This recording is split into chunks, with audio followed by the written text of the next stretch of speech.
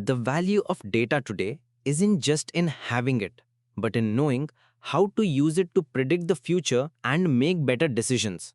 Whether you are wondering how a streaming service recommends your next favorite movie or how a doctor predicts health risks years in advance, it all comes down to a structured journey. Let's look at the data analytics landscape at the top. This process transforms raw, messy numbers into a clear roadmap for action, moving through four distinct phases. Phase 1 is descriptive analytics. This is simply about summarizing the past. We use mathematical techniques like measuring central tendency, finding the average or median, and dispersion, which tells us how spread out the data is. For example, a company might plot 5 years of sales data just to see the general upward or downward trend. But once we know what happened, we need to know why. That brings us to phase 2, diagnostic analytics. Here we ask, why did it happen? We perform root cause analysis. For instance, if sales dropped in the winter, we might check for seasonality, like noticing people don't buy ACs in December. It's exactly like a doctor running a blood test after you already have a fever, searching for the underlying cause. Next, we step into the future with predictive analytics. We want to forecast what will happen next. We do this using machine learning. Under supervised learning, we use techniques like regression for predicting a specific number, such as a house price, and classification for predicting a category, like whether a customer will cancel their subscription. The final frontier is phase 4, prescriptive analytics, where we ask, what should we do? By leveraging optimization algorithms, we generate actionable recommendations.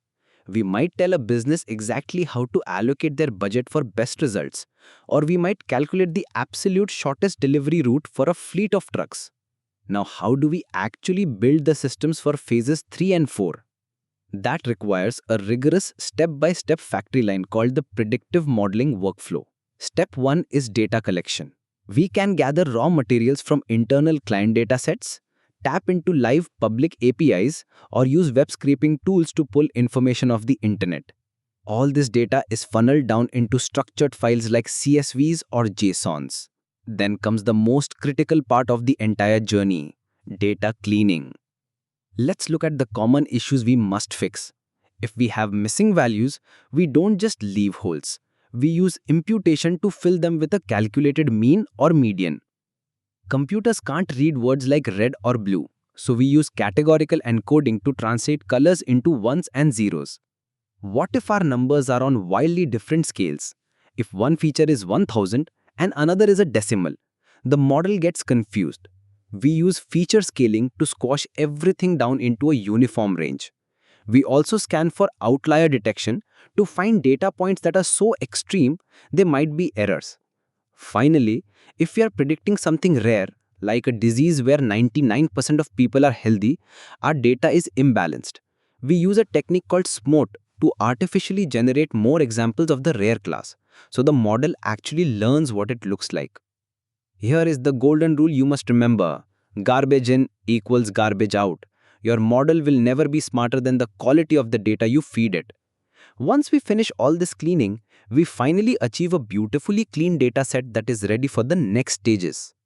With our data fully prepped, we can move right into exploring patterns visually and selecting the best algorithms to build our actual models.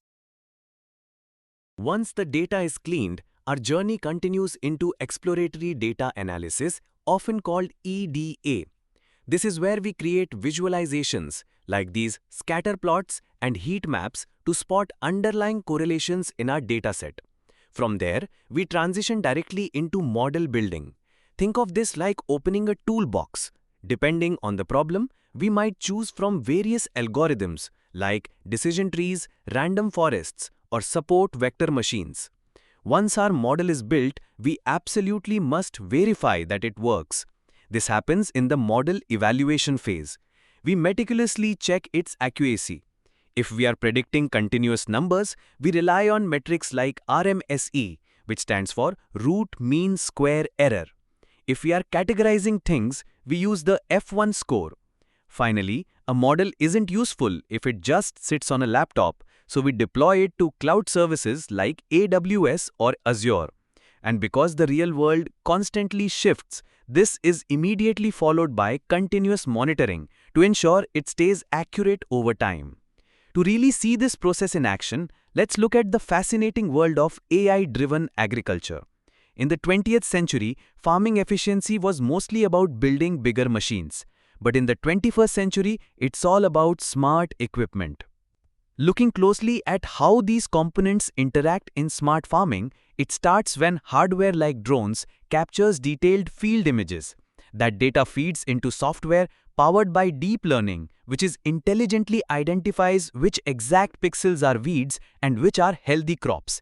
This highly specific output allows the machinery to perform targeted spraying. You only spray the weeds, entirely sparing the crops. This creates a massive business impact, yielding a 15% saving on chemical cost. This brings us nicely to the two main ways machines actually learn to do these tasks. First, we have supervised learning. Here, the model is trained on explicitly labeled data.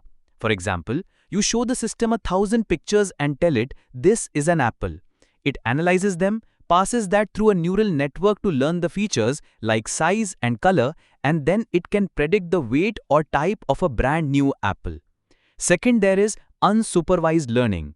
In this case, the model discovers hidden patterns completely on its own, without any labels. It organically groups or clusters similar items together. A movie recommendation engine is a perfect example. If you reject a movie, the system instantly adjusts your entire profile because it recognizes a newly formed pattern in your personal preferences. Speaking of recommendation systems, like those running behind the scenes on Amazon or YouTube, they generally rely on three methods. The first is collaborative filtering. This relies on user item ratings. Simply put, if you and I share similar tastes in 5 movies and I discover a 6th movie I love, the system confidently recommends that new movie to you. The second method is content-based filtering. Instead of looking at people, this examines the specific features of the item itself, such as the genre of a film or the texture of a leaf. Finally, the hybrid approach. This is exactly what it sounds like. It combines both collaborative and content-based methods to achieve the highest possible accuracy. Now, going back to how we measure that accuracy, let's dive slightly deeper into model performance metrics. For numerical predictions, known as regression, we rely heavily on RMSE. This formula calculates the accumulated squared difference between the actual observed values and what our model predicted, giving us a clear view of our error magnitude. For categorical tasks like classifying an email as spam or not, we look at the actual versus predicted outcomes in a confusion matrix.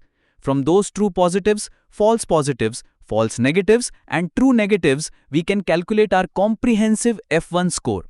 Balancing these errors is a constant tug-of-war, which leads us directly into understanding the trade-offs of bias and variance next. When we evaluate these models, we have to balance two types of errors, bias and variance. Looking at high bias or underfitting, the model is just too simple. It misses the underlying patterns entirely, which means accuracy stays low on both the training and test data. On the flip side, we have high variance or overfitting. Here, the model memorizes the training data perfectly, giving you high training accuracy, but it completely fails to generalize, causing the test accuracy to plummet. It's exactly like a student who memorizes a textbook word for word but can't answer a slightly differently phrased question on the exam. The total error of our model is mathematically defined right here. Error equals bias squared plus variance plus irreducible error. In this equation, bias represents the systematic error built into the model, while variance shows how overly sensitive the model is to small fluctuations in the training data.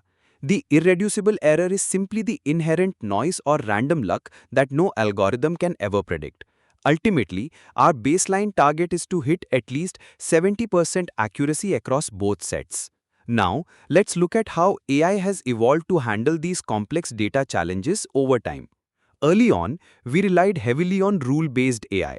These systems used strict if-else statements. For instance, if the battery drops under 20%, send an alert. While very reliable, they are extremely rigid and simply cannot handle scenarios they haven't been explicitly programmed to recognize. To solve this bottleneck, we move to machine learning, which infers its own rules directly from the data. It's highly adaptive and can evaluate thousands of features simultaneously without manual coding. One of the earliest foundational building blocks of this modern era was the perceptron, introduced back in 1960. You can think of it as a simple logic gate. The perceptron calculates a weighted sum of all incoming inputs. If we look at the math layout here, the output is 0 if the total sum is less than a specific threshold, otherwise it outputs a 1. In plain English, the model adds up the inputs, and if it crosses that defined threshold, it fires a yes. Over the decades, stacking these simple processing gates led to the deep neural networks we use today. We can trace this evolution timeline starting from that 1960 perceptron, advancing to 1986 when backpropagation finally allowed us to train deep networks efficiently. A massive breakthrough occurred in 2012 when Alex Neck won the ImageNet challenge, proving AI could effectively see complex visual patterns. This set the stage for 2017 with the introduction of the transformer architecture, which is the underlying technology powering modern generative tools like ChatGPT. But as our models grow increasingly powerful, we must strictly manage fairness, bias, and the overall project lifecycle. Bias almost always creeps in through the training data. For example, if an AI is trained on historical hiring data where only men were present in the records, the resulting AI outcome will naturally learn to prefer men, leading to systematically unfair decisions. To combat this, data scientists implement active mitigation strategies. The first approach is resampling techniques like SMOT, where we artificially increase the representation of minority groups in the dataset. The second is making algorithmic adjustments, where we mathematically force the model to pay more attention by assigning a significantly higher penalty or cost whenever it makes an error on the underrepresented group. Ensuring this level of fairness is a continuous effort across the real-time project lifecycle. This journey always begins with business understanding to clarify the goal with stakeholders and then systematically flows through data acquisition, preparation, feature engineering, and modeling before eventually deploying. During the preparation phase, our data management can pull from online scraped sources or offline files like Excel stored on a company drive. A critical, high-impact step here is feature engineering. This is where domain knowledge truly shines. For instance, combining raw variables like price and weight to create a much more informative price per weight feature. We also rely heavily on visualizations during this phase because charts allow humans to process complex information roughly 60,000 times faster than staring at raw text tables. Finally, we reach the deployment stage, heavily influenced today by modern frameworks like LangChain, which is driving the future of generative AI. LangChain provides a unified programming framework where you write your code once and you can easily swap out underlying models like OpenAI or Google Gemini with a single line change. It's built on a few core components: LLM wrappers for standard communication, prompt templates for reusable AI instructions, chains to link multiple logic steps, and retrievers to pull the right data into context. One of the most robust architectural patterns built with these tools is retrieval augmented generation, or RAG. Instead of just asking an AI a question and hoping it remembers correctly, a RAG system first retrieves relevant facts directly from your specific company documents. It then feeds those validated facts into the LLM, ensuring the final generated answer is based exclusively on your information. This drastically avoids hallucinations, making the AI much more safer and more accurate for enterprise business use. When architects evaluate deployment options, they often weigh the benefits of open source flexibility.